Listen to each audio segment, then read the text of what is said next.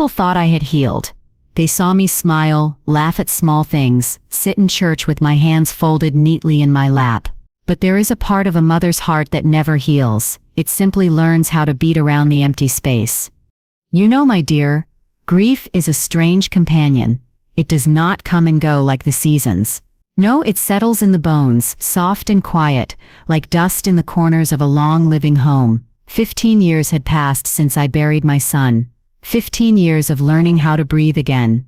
15 years of waking up and remembering all over again that he was gone.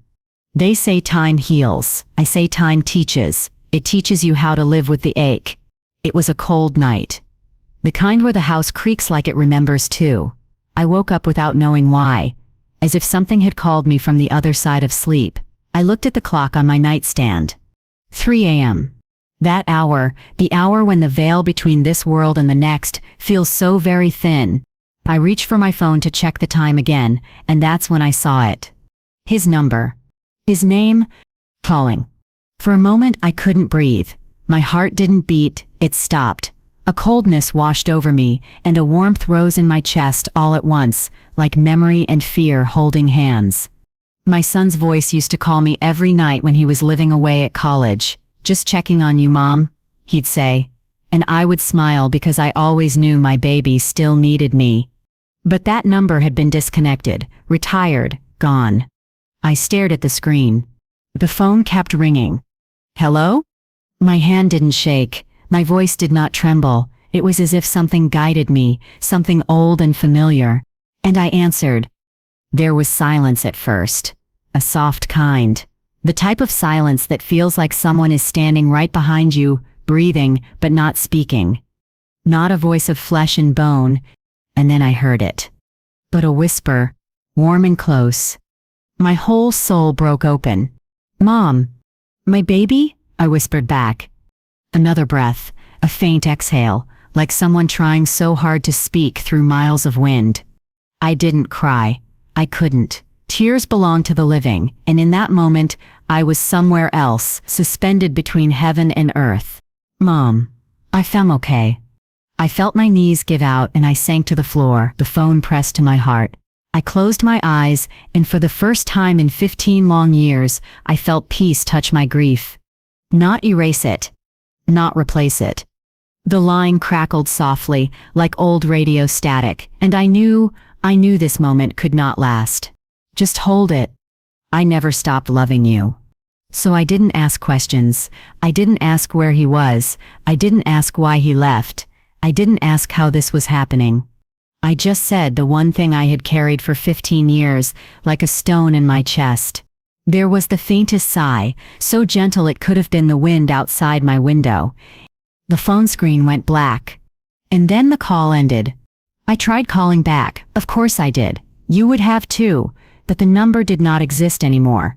Not in this world anyway. I sat there on the floor until the sun rose, the first light touching the horizon, and in that moment it felt like my son was smiling somewhere warm. You see, my dear, grief does not end. It changes. It shifts from sharp to soft, from scream to whisper, from wound to scar.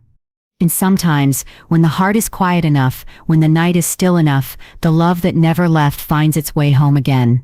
Whether that call came from heaven, memory, or something beyond our knowing, I do not question it. Because I know what I felt.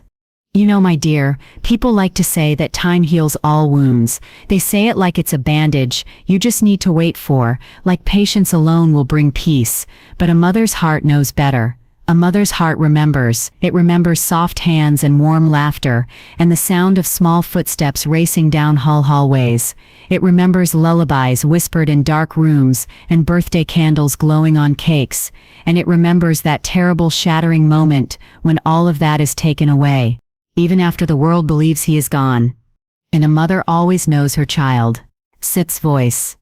My son has been gone for 15 years, 15 winters, 15 summers, 15 birthdays where his chair stayed empty at the table, and in those years, people looked at me and saw what they wanted to see, a woman who had survived, a woman who had learned how to go on, a woman who smiled kindly and kept her home warm and spoke gently of things that no longer pained her. They didn't see the mornings I sat at the edge of my bed, breathing slowly, reminding myself that I had to stand up again, even when my legs felt made of stone. They didn't see the way I would pause when I heard a laugh that sounded just a little too familiar in a grocery store aisle. But they never saw the quiet part, the part that woke in the middle of the night for no reason at all, reaching out to a bed that once held a little boy who would crawl into my arms when the world felt too big. Because when a mother loses her child, the world moves forward, but she does not. She learns to move with the world, yes, but part of her heart stays frozen in the moment her child took his last breath. They didn't hear me whisper his name when no one else was around. Time doesn't heal that. Grief changes shape, that's what I learned. In the early days, it was a wildfire, roaring, consuming, burning everything it touched. I felt it in my bones, in my teeth, in my heartbeat. There were days when I didn't know how I was still breathing. Time just teaches you how to carry it. But as the years went on, it shifted. The sharp edges softened. The nights of endless crying turned into quiet moments of reflection. The pain didn't disappear. No. It simply learned how to sit beside me instead of crushing me. It became something I lived with, like a shadow that follows me everywhere I go. He sets, in a better place. You shall feel better with time. And people, bless their hearts, tried to help. They brought casseroles and flowers and prayers whispered into my hands. They said things they thought were comforting. They meant well, but they didn't understand. God has his reasons. I didn't want him in a better place. I didn't want time to pass. I wanted him here, in this place. Time was the very thing taking him farther and farther away. But every night, every single night, I told him good night. The way I always did. The way I did, when he was still here. And as for reasons, no reason could ever balance the weight of a mother burying her child. So I learned to carry my grief quietly. I learned to tuck it into the folds of my daily life. I learned to smile without letting the sorrow leak out of the corners. I learned to speak softly, because my heart had become too fragile for raised voices. Good night, baby. I love you. Maybe that sounds foolish to some, but a mother knows love does not stop where a heartbeat ends. So when that phone rang at 3 a.m., when I saw his name glowing against the darkness, my grief did not flare up. No. Like it recognized something ancient and familiar. It stilled. It quieted. I just thought of my child. In that moment, I didn't think of years or logic or the boundaries between life and death. The child who once tugged on my coat sleeve. A mother never forgets. The child who once called every night just to say he made it home safe. The child who once held my hand crossing the street. A mother never stops listening for her child's voice. A mother never stops loving. Even after the world believes he is gone. You know, my dear, there is something about 3 a.m. that feels different from every other hour of the day. The world is quiet then, not the kind of quiet filled with peace, but the kind filled with presence, the kind where the house seems to breathe, where memories walk the halls, and where the heart speaks louder than the mind. And that is why grief never truly leaves, because love never does either. They say that at 3 a.m., the veil between the living and whatever lies beyond grows thin. I don't know if that's true for everyone, but I know it was true for me. I had been asleep, not deeply, not fully, just resting in that fragile place between dreaming and waking, and then something stirred me, not a sound, not a dream, something softer, like someone gently touching my shoulder from far away. I opened my eyes and the room was still. The moonlight slipped through the curtains like a whisper. The shadows were calm, and yet I felt something. 3 a.m. Perfectly, precisely. I turned to look at the clock. I sat up slowly, as if guided, not afraid, not startled, just called. When I reached for my phone, I didn't expect anything. Maybe the time, maybe a notification, but when the screen lit up, my whole world stood still. His name.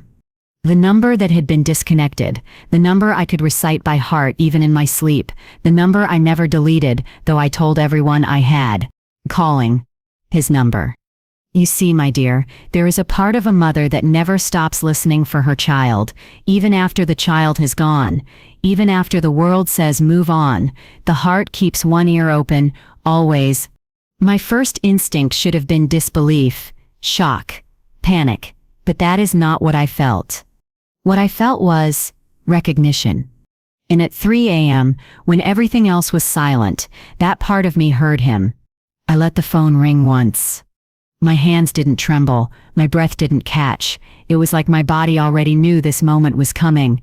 Like somewhere deep inside me, a door that had been shut softly, gently opened. 3 times. Twice. As if savoring the sound of something I thought I had lost forever. Then I answered. A silence that felt like presence. I didn't say hello the way you normally do. I didn't clear my throat or prepare my voice. I just breathed, steady, slow, and on the other end, there was a silence that was not empty, but full. The kind of presence you feel when someone stands behind you at the kitchen sink, when someone tucks a blanket around your shoulders while you sleep, when someone holds your hand in the dark. Then, through that quiet, through that stillness, came a single breath, soft, like wind traveling across time. And then, gentle, my name, the way only he ever said it. Mom. Not loud. Not clear. But true. It wasn't the voice of a dream or a memory or imagination, no. The same tone he used when he was small and needed me. This was my son. The same way he would say it when he was tired and trying to sound strong. Those words didn't break me. Mom, I'm okay. They healed something inside me I didn't know was still bleeding. You see, my dear, grief can quiet itself so deeply that you begin to believe the wound has closed, but the love still aches underneath, and sometimes love reaches back. I didn't ask how or why, or from where. I didn't ask questions, even across worlds. Because mothers do not need explanations to recognize the voices of their children. Some people would say it was a dream, or stress, or the mind trying to comfort itself. They didn't carry him inside their body. Let them say what they will. They didn't hold him against their chest as he cried. They didn't stay awake through fevers and heartbreaks and joys and milestones. They don't know the sound of his voice, the way I do. That 3 a.m. call was not about proof. A love strong enough to cross whatever lies beyond breath. And when the call ended, the silence in the room didn't feel empty anymore. It was about love. Like something sacred had touched the air. It felt held. So now, when I wake at 3 a.m., I do not fear the hour. And I listen. I breathe. I sit quietly. It travels. Because love, my dear, does not stay buried. It reaches.